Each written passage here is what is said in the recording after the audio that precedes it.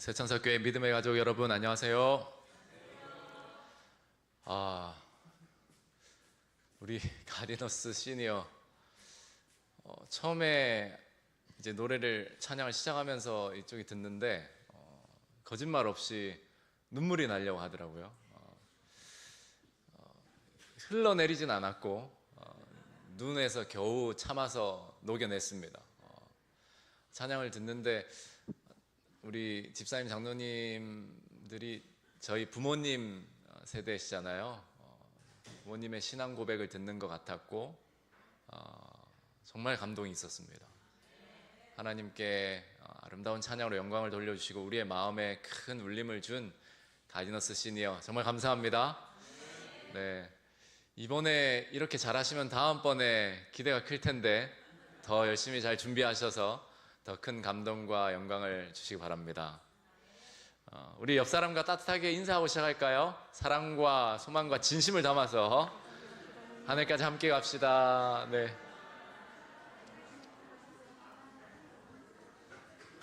네. 여러 사정으로 이 시간에 현장에 참석하지 못하고 방송을 통해 예배에 참석하시는 우리 새천사 가족들 동일하게 하나님께서 은혜와 평강 주실 줄 믿습니다.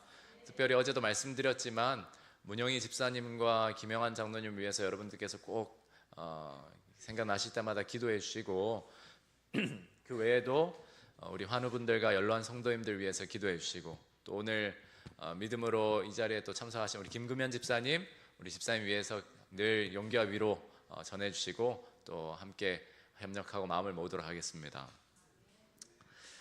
오늘 여러분과 함께 나눌 말씀은 예수님 품에 안긴 믿음이라는 제목으로 마가복음 10장 13절에서 16절을 본문으로 말씀을 함께 살피겠습니다. 먼저 본문 말씀을 봉독하겠습니다.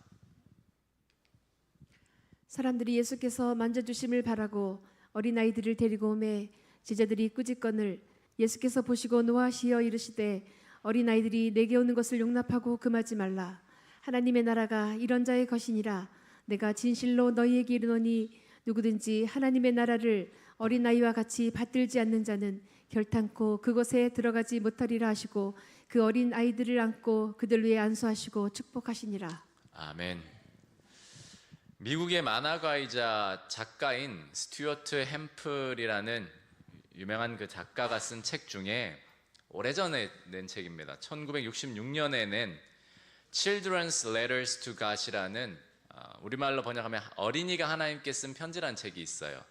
뭐 혼자 쓴 건 아니고 공동 집필을 한 책인데 실제 어린이들이 쓴 짧고 아주 순수한 기도문 그리고 편지를 엮어서 책으로 낸 거예요. 그런데 아이들 특유의 그 꾸밈없는 순수함과 표현들이 많은 사람들에게 아주 공감을 주고 기쁨을 주고 감동을 줘서 베스트셀러가 됐어요.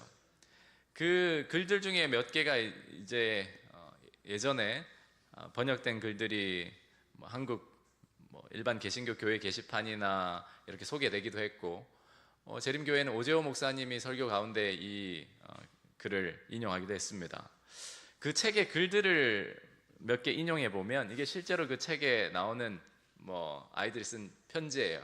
기도문이고 여기 보면 In Sunday school they told us what you do, who does it, what you do, who does it when you are on vacation 이렇게 제인이란 친구가 적었는데 주일학교에서 선생님들이 하나님 무슨 일 했는지 나한테 얘기해 줬어요. 근데 하나님 방학 때는 그럼 누가 일하세요? 이렇게 물어본 거예요.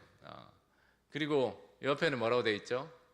하나님인 거 누가 알려줬어요? 어떻게 알게 됐어요? 이렇게 묻는 거죠. 몇 개만 재밌는 걸 제가 선발해서 추려보면 이런 글이 있어요. 테레사겠죠? 데레사겠네요.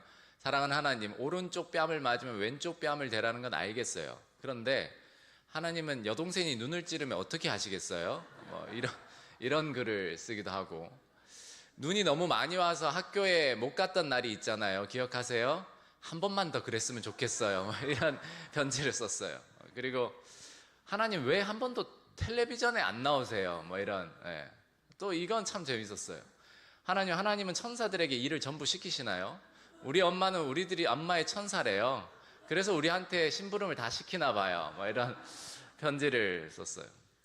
어린아이들이 참 순수하죠. 예전에 우리 한국에도 TV 프로그램 중에 어린아이들을 모아두고 이렇게 뭐 퀴즈인가 뭐 하면서 아이들의 그 순수한 표현들로 참 기쁨을 얻었던 프로그램이 있는데, 이런 순수하고 정말 아름다운 이 보석 같은 어린이들을 예수님께 데려온 부모들이 등장하는 게 오늘 본문입니다. 정말 귀하고 사랑스러운 아이들이에요. 당시 유대 사회에서는 존경받는 랍비에게 아이를 데려가서 안수와 축복을 받는 아름다운 풍습이 있었어요. 사실 우리 정서에도 그게 좀 남아 있어요. 목사님이 방문해서 뭐 기도해주면 이렇게 복을 받는다는 그런 기복신앙적인 게 있고, 뭐 그것이 기복신앙적으로 흘러가서 좀 부정적이지, 사실은 안수하고 기도하는 것이 성경적인 문화이고 유대인의 문화였습니다. 그래서 랍비 중에 랍비인 예수님, 모든 병든 자를 치유하시고 또 도우시고 능력을 펼치시는 그 유명한 예수님이 우리 동네에 왔다는데, 요즘 뭐 소위 강남 엄마들보다 뭐 덜하지 않았을 거예요. 그 당시에 그 엄마들도 아이들을 데리고 가서 어쨌든 목사님에게 그 예수님에게 축복을 받으려고 그렇게 데려가 나갔던 거예요. 그런데 그 길을 막아선 사람들이 있었던 겁니다. 우리가 본문에서 보죠. 로마 군인도 아니었어요. 바리새인도 아니었고 예수님의 원수들도 아니었어요. 누가 막아섰죠? 네, 놀랍게도 예수님의 제자들이, 그 귀한 아이들이 예수님께 축복을 받겠다고 부모들이 이제 받게 하려고 데리고 나온 그걸 막고 있는 거예요. 그런데 마가의 표현은 더 구체적이에요. 어떻게 했다고요?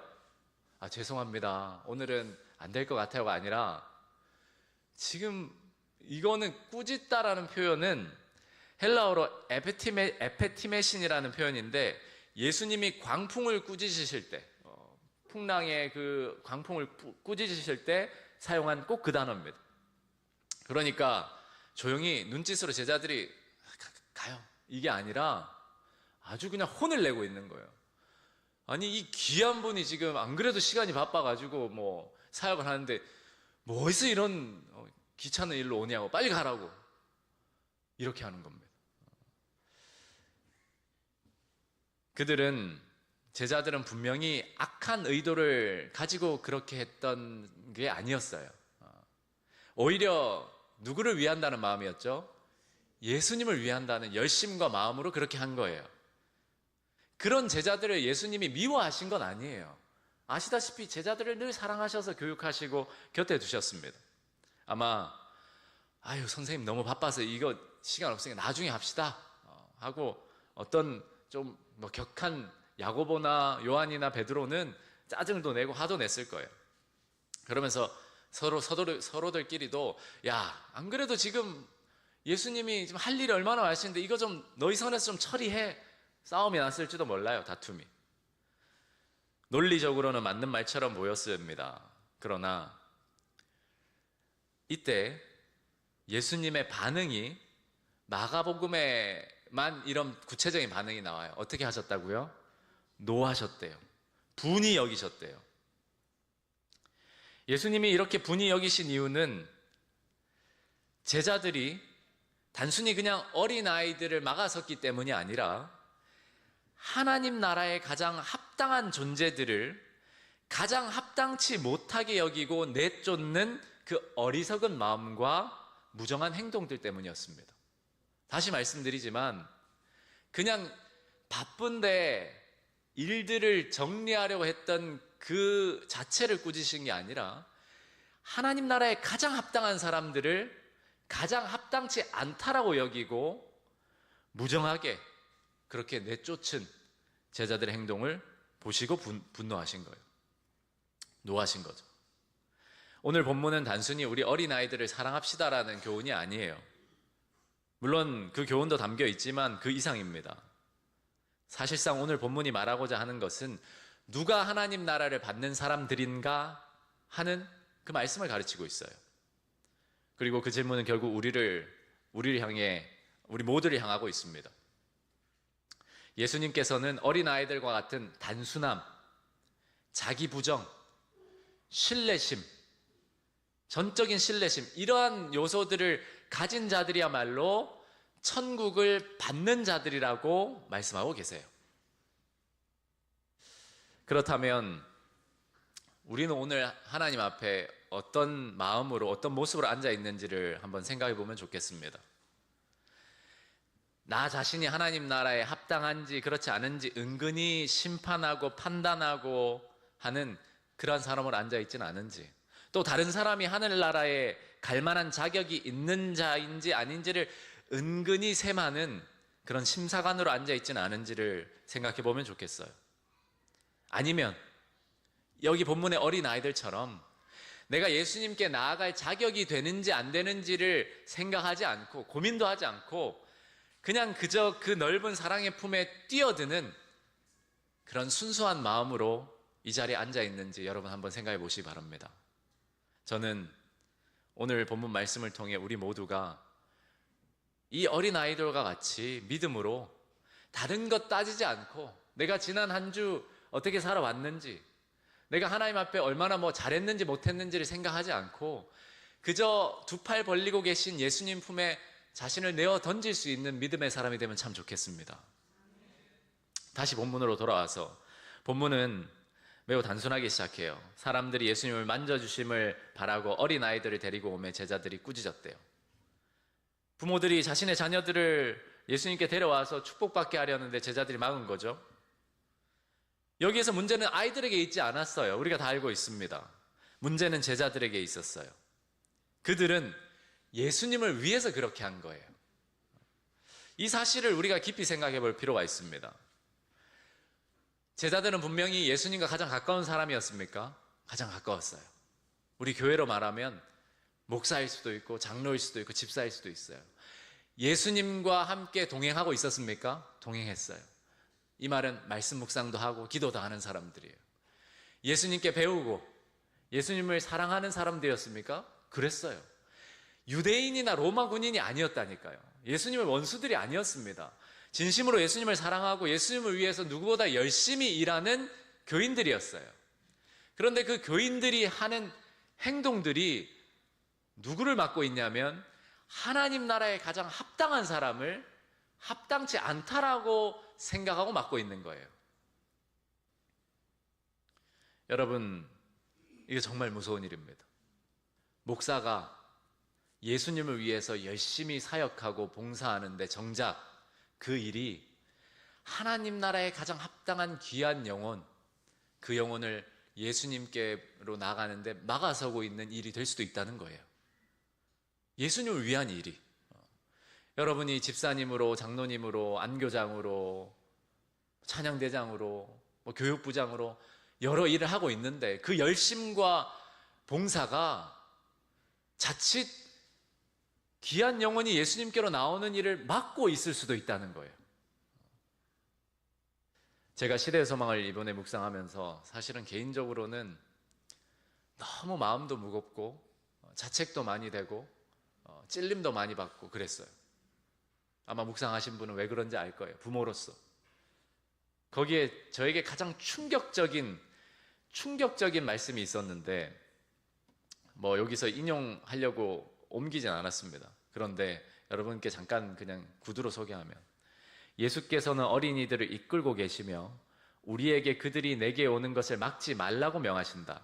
그분은 마치 이렇게 말씀하시려는 것 같다. 너희가 방해하지 않으면 그들은 올 것이다. 저는 이 구절을 분명히 예전에도 읽었어요. 별표도 2개, 3개, 밑줄도 다 그어놨었어요. 너희가 방해만 하지 않으면 그들은 올 거다.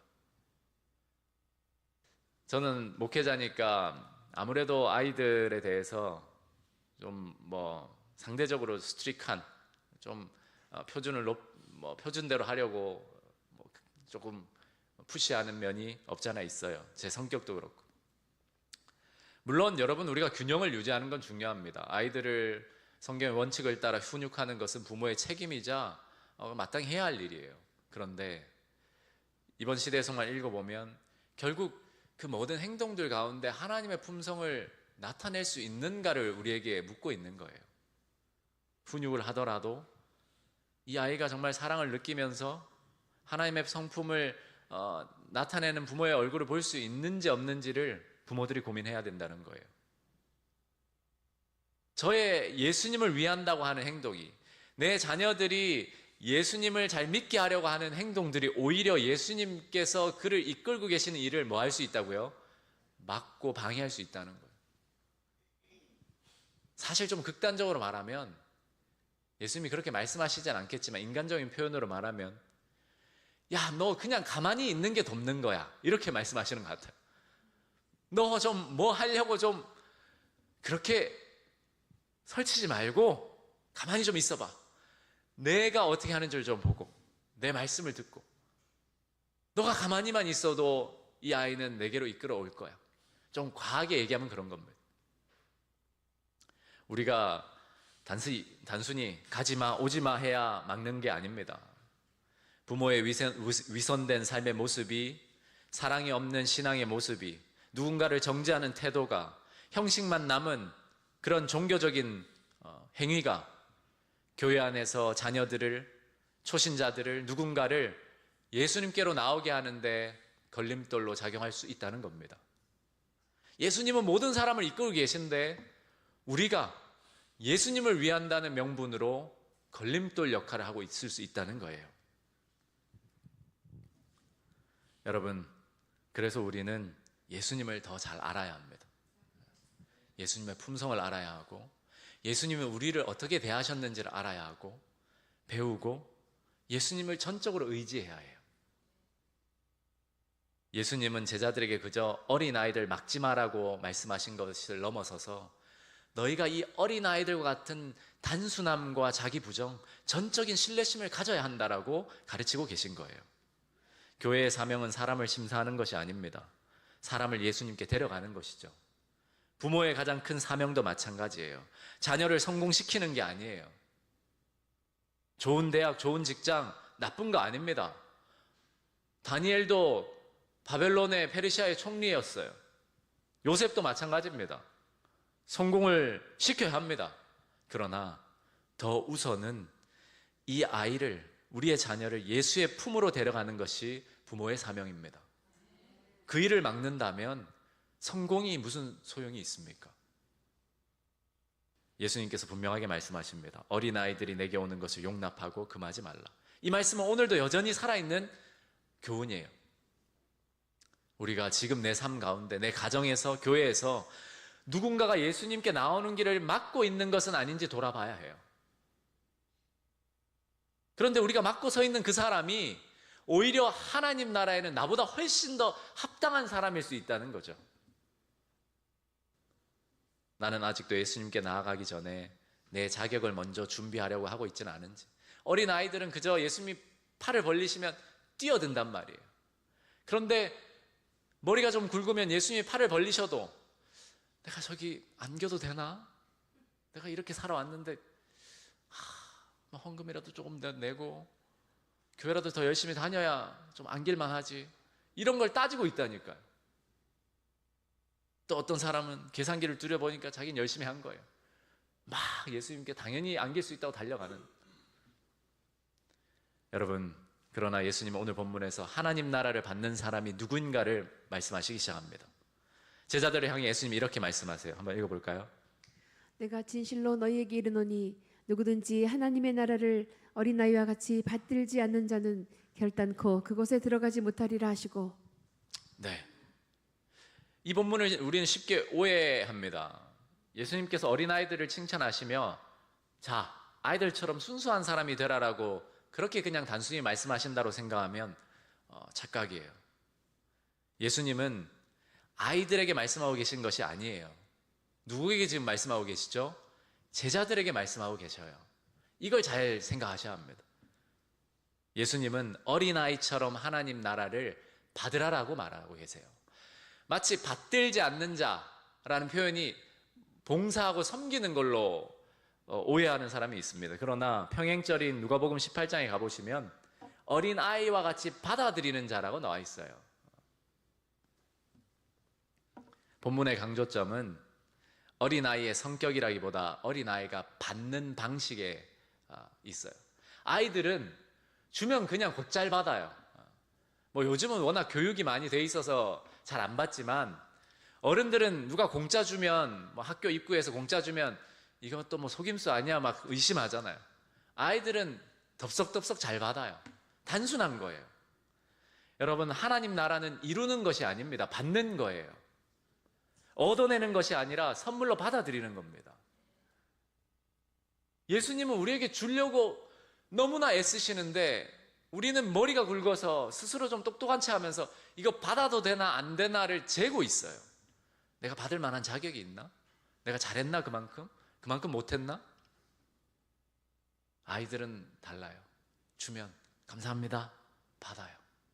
여러분, 저는 여러분들이 이 시간 하나님이 주시고자 하는 모든 은혜, 용서, 사랑, 평강, 능력, 지혜, 다른 건 묻지 마시고 감사함으로 받아가시기 바랍니다. 저는 오늘 본문과 시대의 소망을 묵상하면서 세 가지를 좀 생각하게 됐어요. 첫째는 어린아이들은 단순해요.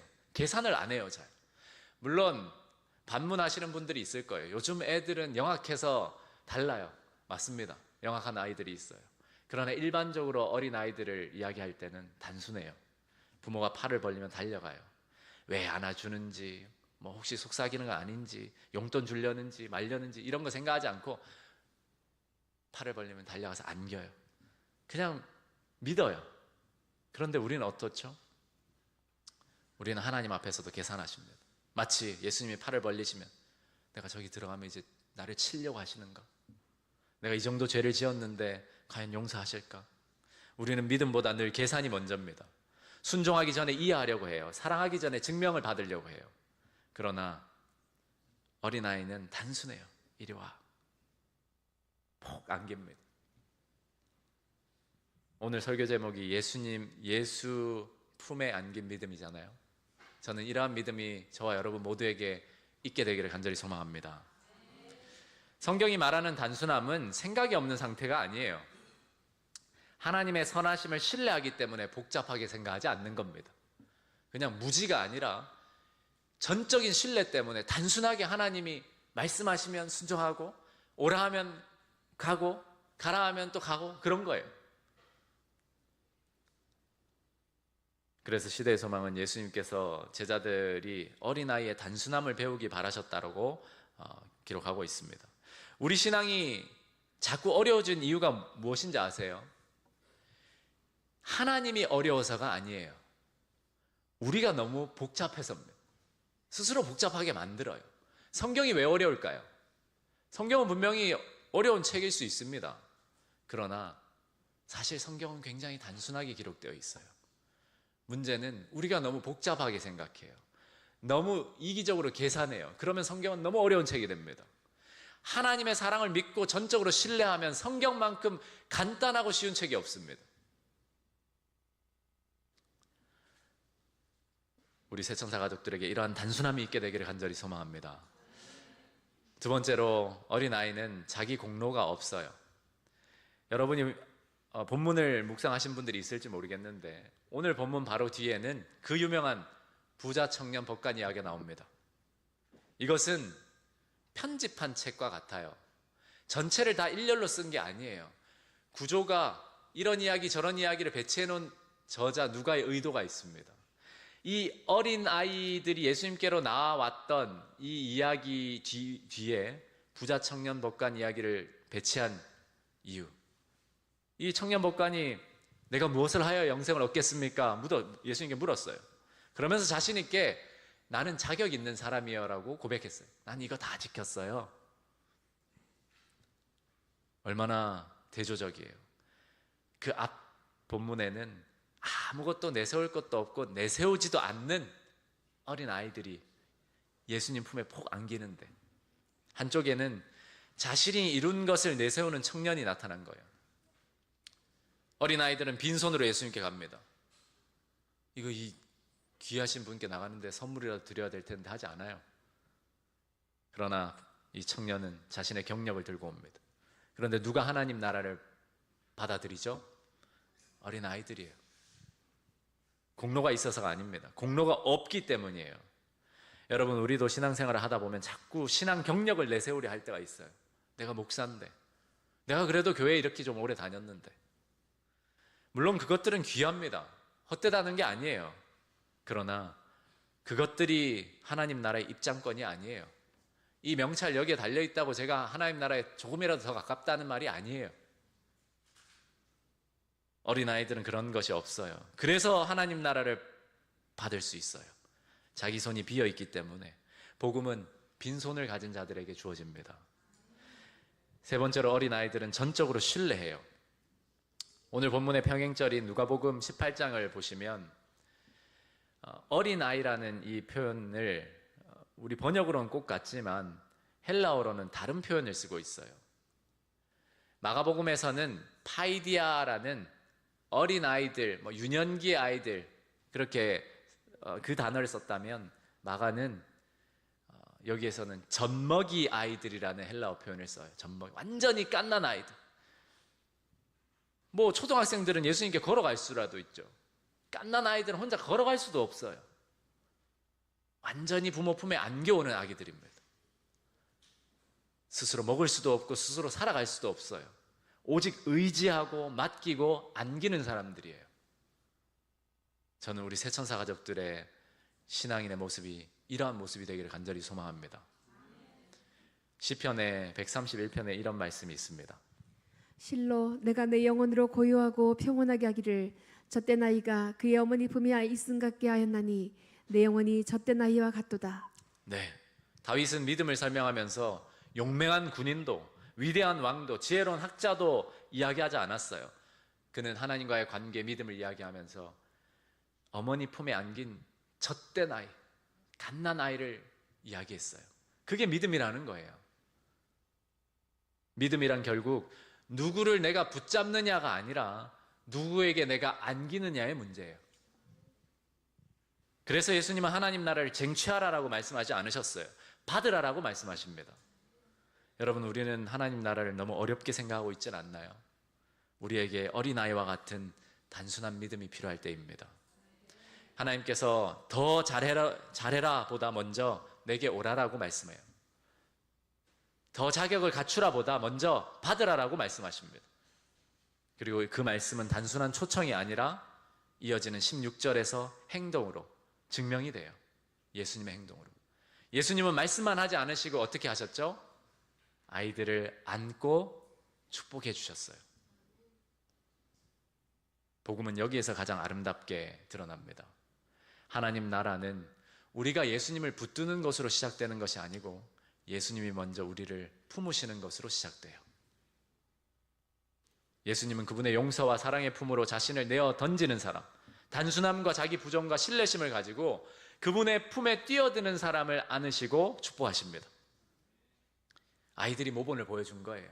진짜 믿음이 뭔지. 제자들이 그것을 보고 배워야 했습니다. 저는 이 말씀, 예수님이 아이들을 안아주시고 안수하고 축복하셨다는 이 말씀을 읽을 때마다 참 아름다운 장면이 그려져요. 예수님은 말씀으로만 가르치지 않으셨어요. 몸으로 복음을 보여주셨어요. 마가는 특별히 다른 복음서에서 없는 한 단어, 안고라는 표현을 기록하고 있어요. 이 단어는 원어로 팔로 꼭 끌어안는다는 뜻이에요. 잠깐 손을 얹으신 게 아니에요. 하나의 다 꼭 끌어안아 주신 거예요. 단체적으로 그냥 한번 축도해주고 마신 게 아니었어요. 하나의 축복하시고 안아주시고 또 하나의 안아주시고. 여기에서 축복하시니라라는 동사는 문법적으로 미완료 시제인데 한 번 단체적인 축복이 아니고 반복해서 계속 하셨다는 거예요. 예수님에게는 이름 없는 아이가 하나도 없었어요. 이름이 뭐야? 누구야? 안아주시고 축복하시고. 넌 또 이름이 뭐니? 참 예쁘게 생겼다. 안아주시고. 너 참 똑똑하다. 안아주시고. 대충 지나가는 영혼이 한 사람도 없었습니다. 이게 우리를 향한 예수님의 마음이에요. 오늘 이 자리에 여러분이 단체적으로 앉으셨지만 예수님은 여러분 한 분 한 분을 품으시길 원하십니다. 고생했다. 지난 한 주 너무 수고 많았다. 안아주시고 위로하시고 축복하시고 사랑하십니다. 여러분, 복음은 바로 그런 거예요. 예수님을 우리가 붙드는 것이 아니라 예수님이 먼저 우리를 품으시는 겁니다. 저는 이 장면을 묵상하다 더 놀라운 사실을 발견했어요. 오늘 예수님의 품에 안긴 아이들은 훗날 이 장면을 기억하지 못할 수도 있어요. 너무 어렸으니까. 그쵸? 아이들도 뭐 4살, 5살 때 기억이 없으니까. 그러나 누구는 기억하고 계셔요? 예수님은 기억하십니다. 그분은 자신이 누구를 안고 계시는지 알아요. 누구를 안으시고 축복하셨는지를 알아요. 저는 이 장면이 그리스도의 십자가를 미리 보여주는 그림이라고 생각합니다. 왜냐하면 몇 달 후에 예수님은 또다시 2 팔을 벌리실 것이었기 때문입니다. 그러나 그때는 어린 아이를 안기 위해서가 아니에요. 십자가에 못 박히시기 위해 2 팔을 벌리십니다. 오늘 아이들을 안아주셨던 그 거룩한 팔이 골고다에서는 쇠못에 뚫리게 돼요. 여러분, 왜 그렇죠? 우리를 품으시기 위함입니다. 요한복음은 예수님을 이렇게 소개합니다. 본래 하나님을 본 사람이 없으되 아버지 품속에 있는 독생하신 하나님이 나타내셨느니라. 예수님은 원래 영원부터 아버지 품에 계시던 분이었어요. 그런데 그 품에 계셔야 할 분이 십자가 위에서는 이렇게 외치십니다. 나의 하나님, 나의 하나님, 왜 나를 버리셨나이까? 왜 그렇죠? 왜 그 품에서 떠나게 되셨습니까? 우리를 살리시기 위해서 스스로 그 품을 떠나신 겁니다. 우리가 다시 아버지의 품으로 안기게 하시기 위해서 그분이 하나님의 품으로부터 벗어나신 거예요. 그 품을 떠나 버림받으셨습니다. 여러분, 이것이 위대한 복음의 비밀입니다. 인천 새천살교회 믿음의 가족 여러분, 여기 앉아있는 우리 대부분은 아마 어린아이들처럼 단순하지도 못하고 자기 부정도 잘하지 못하고 신뢰심도 없는 그러한 사람일 수 있어요. 우리는 계산합니다. 변명해요. 계속 자기 의를 붙듭니다. 그러다 보니 점점 머리만 커지고 스스로 어린아이가 될 수 없어요. 그런데 하나님의 말씀은 더 어린아이처럼 되어라 해서 끝나지 않아요. 그 말씀과 복음은 그런 너라도 내가 품겠다라고 팔을 벌리신 거예요.